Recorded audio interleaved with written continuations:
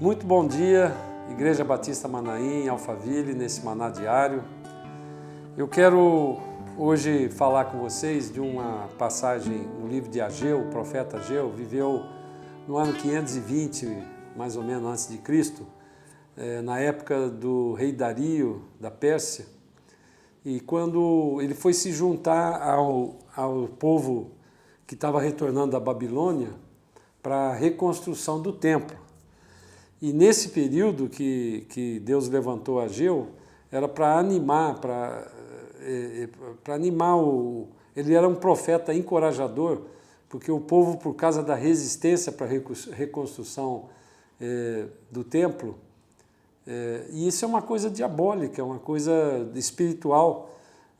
Deus levantou o profeta Ageu para encorajar aquele povo para reconstruir. Então, quando ele passou a agir ali no ano 520 a.C., em 5 anos depois eles conseguiram consagrar e celebrar a inauguração do Templo de Jerusalém. Então está lá no livro de Ageu, capítulo 2, versículo 18, havia ali, além da resistência para a construção do templo, e eu quero fazer um paralelo com a época de hoje. Nós estamos vivendo tempos de dificuldade, em que a igreja tem sido resistida em todas as áreas que você pode imaginar. Você tem resistência para falar de Jesus na mídia eletrônica. A mídia tolera um monte de coisa, mas quando você fala de Jesus, há uma resistência. Quando você fala isso na sua família, daqueles que não conhecem Jesus, há uma resistência. Você tem resistência no seu trabalho, você tem resistência em todo lugar que você tem. E a igreja tem se intimidado com isso. E nós precisamos, então, lembrar que naquele tempo, quando Deus levantou, venceu aquele período de 70 anos da Babilônia, que Deus tinha falado que ia acontecer, e trouxe de volta, não foi fácil para eles reconstruírem o templo, assim como reconstruírem Jerusalém. Então, o profeta estava mostrando que estava tudo difícil, faltava dinheiro, faltava condições e faltava o ânimo daqueles crentes daquela época de reconstruir. Então, no capítulo 2 do livro de Ageu, versículo 18, diz assim: Ponde, pois, eu vos rogo, desde este dia em diante, desde o 24º dia do mês 9, desde um dia que se fundou o templo do Senhor, ponde o vosso coração nessas coisas. Ou seja, presta atenção. Então ele está fazendo um alerta. Presta atenção para aqueles que estavam com essa dificuldade, desanimados, faltando dinheiro, faltando tudo, faltando recurso e com ainda a pressão que muitos de nós têm vivido. No versículo 19 ele diz assim: há ainda semente no celeiro? Celeiro, irmãos, é um lugar de você armazenar cereais, é um lugar na Bíblia, quando você fala em celeiro, é um símbolo de poupança, um símbolo de reserva, um símbolo de riqueza, onde você põe a semente. Semente é para você semear. Então ele faz uma pergunta: há ainda semente no celeiro? Não tinha nada. E ele diz assim: nem a videira, nem a figueira, nem a romeira, nem a oliveira tem dado os seus frutos. Mas, desde esse dia, vos abençoarei. Isso é uma promessa que Deus estava dando para aquele povo e que Ele quer dar para mim e para você. Muitas pessoas estão vivendo nesse processo de pandemia com falta de semente. Mas Deus está dando uma promessa para mim e para você. E eu quero falar isso profeticamente no dia de hoje. Tome posse disso. Essa palavra, eu te abençoarei, é uma palavra muito interessante. No original hebraico, a raiz dela é barak. Barak quer dizer bendito. E barachá é bênção. E todas essas palavras elas derivam de berek. Berek é joelho. Havia um costume naquela época, para quando Deus falava que ia dar uma bênção, as pessoas se ajoelhavam.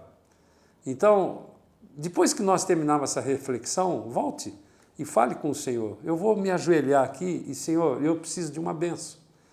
E você vai crer nisso, porque Deus se alegra com aqueles que o buscam, Ele é galardoador daqueles que o buscam.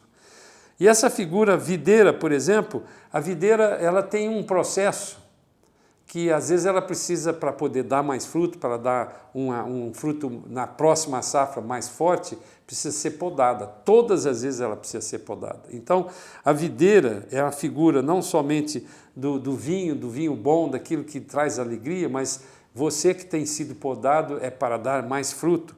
A outra figura que está aqui é a figueira. Assentar-se debaixo da figueira ou da oliveira no Velho Testamento era um símbolo de prosperidade e também de segurança. Se você quiser anotar, lá no livro de 1 Reis, no capítulo 4, no versículo 25, e em Deuteronômio 33, 12, eles usam a palavra betak, que significa confiança e esperança, quando ele se refere à figueira. Você está debaixo da figueira. A romeira, que era outra fruta que ele fala aqui, é um símbolo de santidade. Lá na construção do templo, num pilar, nos capitéis do pilar, tinha 2 fileiras de romeira indicando a santidade. Na orla da vestimenta do sacerdote tinha as romeiras, que eram sinos, que quando eles andavam, principalmente quando entravam no Santo dos Santos, aquilo fazia barulho e era o símbolo da santidade. E finalmente a oliveira. A oliveira é o símbolo da unção do Espírito Santo de Deus. E aqui então Deus faz um ponto e vírgula no final do versículo 19, dizendo: mas desde esse dia vos abençoarei, porque tanto a figueira como a videira, quanto a romeira, quanto a oliveira tem dado os seus frutos, não tem dado os seus frutos. Mas a promessa de Deus para mim e para você é que desde esse dia Ele vai nos abençoar. Então, quando você terminar, que nós vamos orar aqui, você ajoelhe na presença do Senhor e fala: Senhor, eu estou precisando dessa bênção. Amém?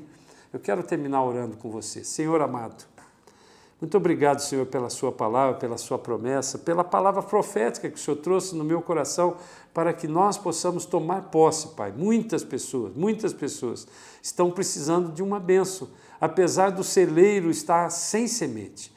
Mas o Senhor é aquele que nos dá a semente, Pai, e eu creio que o Senhor vai fazer grandes coisas para fazer a diferença, assim como o Senhor, quando tirou o povo do Egito, no meio daquelas pragas, daquelas 10 pragas, o povo egito, que ainda não conhecia o Senhor, começou a olhar para ver aquele povo que tinha clamado e que Deus estava respondendo a sua oração. O Senhor abençoou aquele povo e muitos que saíram ali com os judeus do Egito foram porque foram convencidos de que esse Deus era um Deus poderoso que podia fazer todas as coisas. Coloco a minha vida e a vida de cada um daqueles que estão nos vendo e ouvindo aqui, para que esse dia nós possamos experimentar um milagre, Pai, porque esta é a sua promessa, desde esse dia, para a honra e para a glória do nome de Jesus. Amém. Que Deus abençoe muito você no dia de hoje. Você pode acompanhar todo o nosso conteúdo no Instagram, no YouTube e no Facebook. Deus te abençoe.